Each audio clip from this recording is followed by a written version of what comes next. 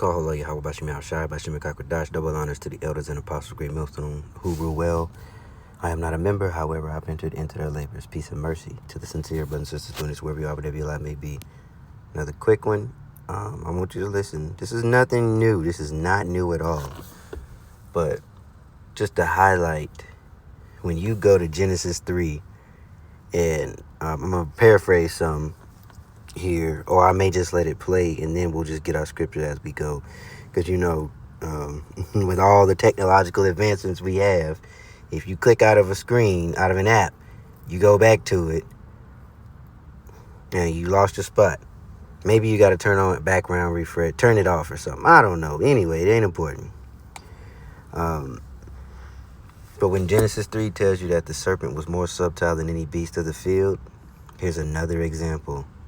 This is another perfect example, right? So you don't, no longer is it the hoods and the tattoos, and no longer is it the burning and the crosses overtly, which, I mean, maybe they're trying to go back to that.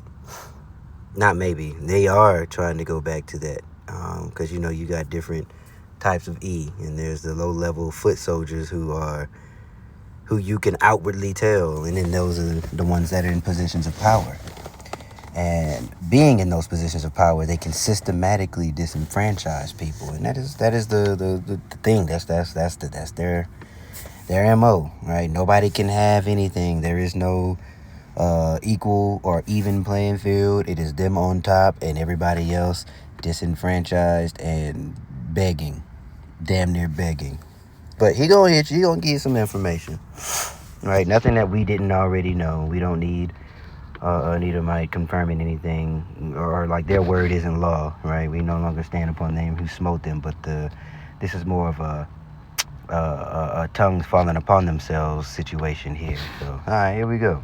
Fuck that. You know who really has to pay for it? The black people to get pulled over at 10 o'clock at night on a dark highway. That's who we need to really worry about, because they escalate things on the side of the road. Now they're pulling you out of your car in front of your children. Yeah.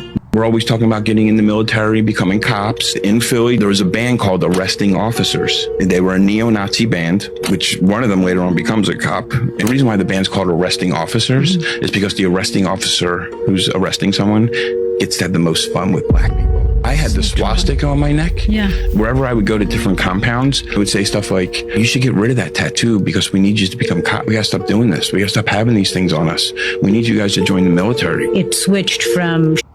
We gotta stop being able to be identified. And on a spiritual level, they've been trying to avoid the the actual mark of Cain, which is paleness. All right, they've been trying to avoid their being identified as their biblical nationality.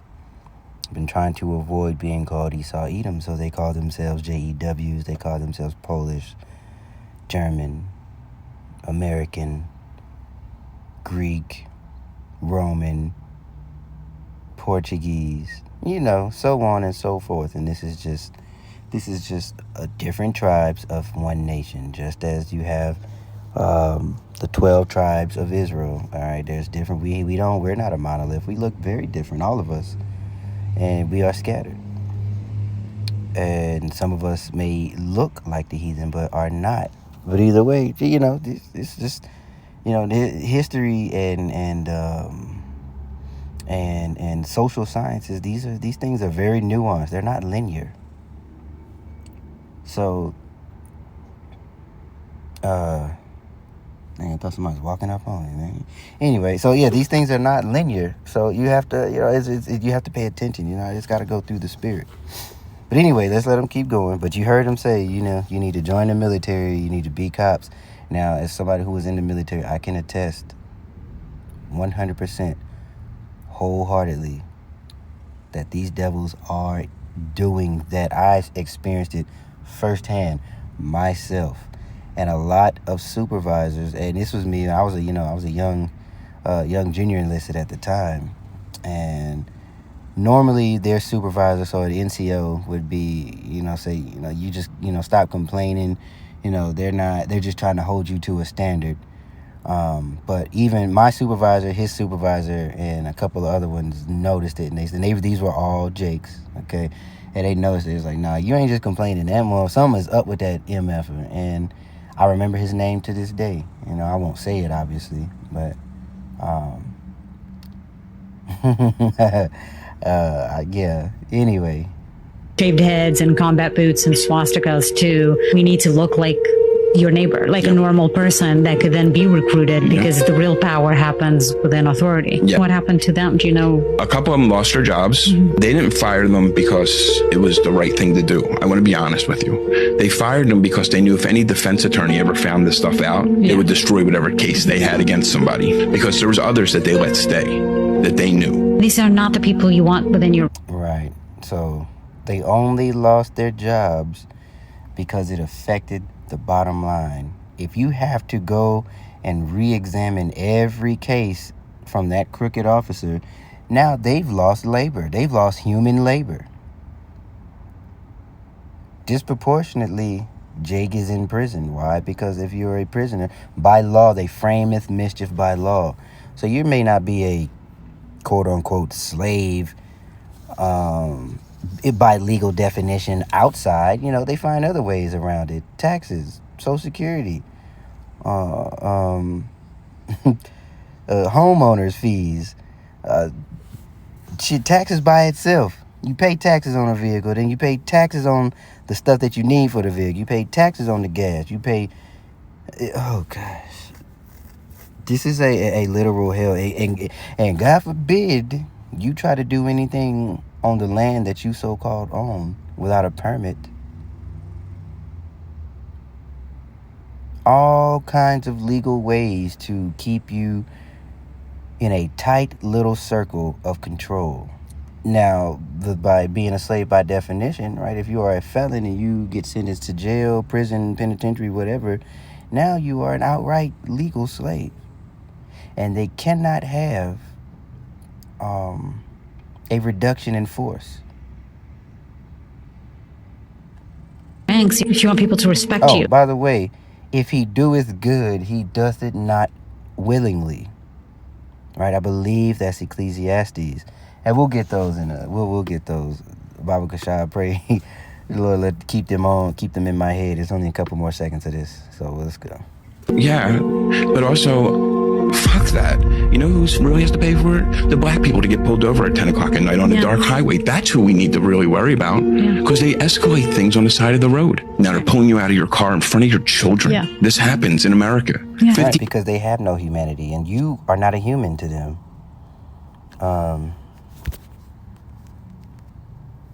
Doeth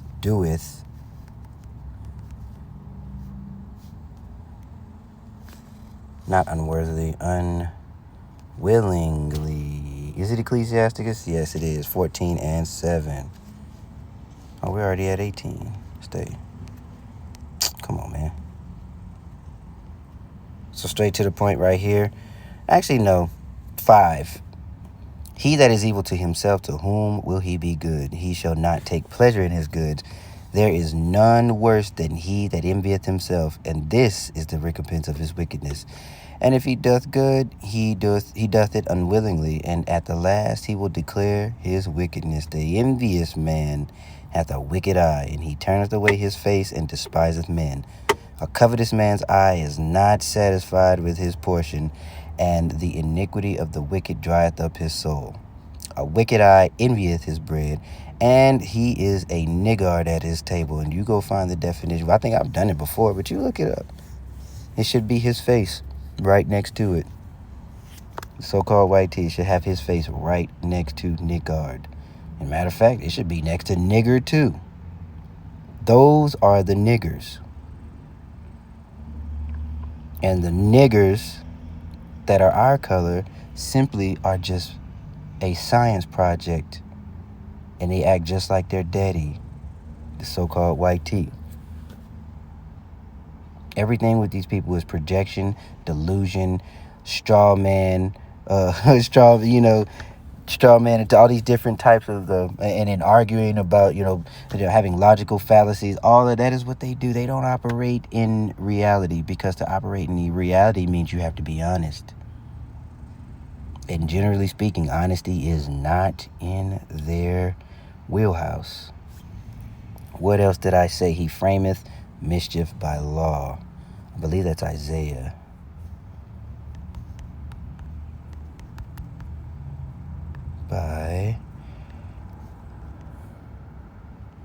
Or is it Daniel? Oh, Psalms. Dang, I'm way off. Psalms 94 and 20.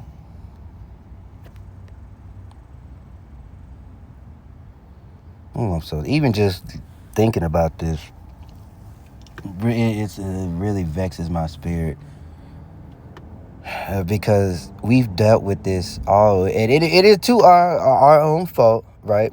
A violation of a contract is a violation of a contract, and the Lord said, if you do this, I'm going to do that. But if you don't, I'm going to do this. Fair and square, right?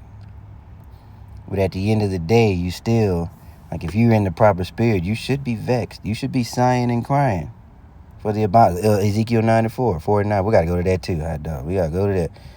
Now, what did I say? 94 and 20. Shall the throne of iniquity have fellowship with thee, which frameth mischief by law? They gather themselves together against the soul of the righteous and condemn the innocent blood. But the Lord is my defense, and my power is the rock of my refuge. Which means, as long as you are walking or doing your best to walk uprightly, right, the Lord is going to cover you. That don't mean you ain't going to see some stuff, and that don't mean you ain't going to go through it, and that don't mean that your spirit won't be vexed, that you won't go through this roller coaster of up and downs. It simply means that you will be kept. Because there is a time and a place where something that you think is cutting it close, and the Lord is going to snatch you up out of there real quick, or he going to navigate you, or have you navigate yourself in a different direction, and you'll look back and you'll give thanks. At least you better. You'll look back at that through the Spirit and give thanks. What did I say? Frame is mischief by law. And then there was one other one. Godly. Talk to me. Oh, yeah, we did go to Genesis. Let me just go ahead and read that too. Okay, straight to the point. From the top. Now the serpent was more subtle than any beast of the field which Yahweh power had made. And he said unto the woman, Yea, hath Yahweh said, Ye shall not eat of every tree? And the woman said unto the serpent, We may eat of the fruit of the tree of the garden, but of the fruit of the tree which is in the midst of the garden, Yahweh hath said, Ye shall not eat thereof, or eat of it, neither shall ye touch it, lest ye die. And of course he comes with this slick talk, right? Speaking a little bit of legalese. This was the first iteration of what you call legalese, right? A language within a language. You read these documents and these courts and stuff like that, and they're speaking English, but it ain't English as the way you understand it. So yeah, he said, Ye shall not surely die, right? And he told you ain't gonna die right now, but you gonna eventually something pays. Something dies. The wages of sin is death. So just because the Lord doesn't judge a matter speedily doesn't mean it ain't gonna get judged. Doesn't mean that you didn't set into a play a domino effect of things to come, right? And that is that's why Ezra said, Adam, what hast thou done? You see what I'm saying? Gosh, there was one more. We can close it out because this wasn't really supposed to be long. I'm at the plantation. I actually got to go back in. Come on, Lord, talk to me. There was one more. I said, frameth mischief by law. And then I got, he doth it unwillingly. It's not coming to me, but I won't post this right away. I'll wait, and if it does pop in my head, please look in the description box, because sometimes I do put additional playlists, all right, a learn and study playlist, a history playlist, a Lashawan Kadash playlist, things that you can go comb through and further be edified, right? Also, there's things, if I cover an article, that article will be there too. You can find it on your own. But yeah, if you look at the video, don't forget to check the description box. So with that being said, Shalom.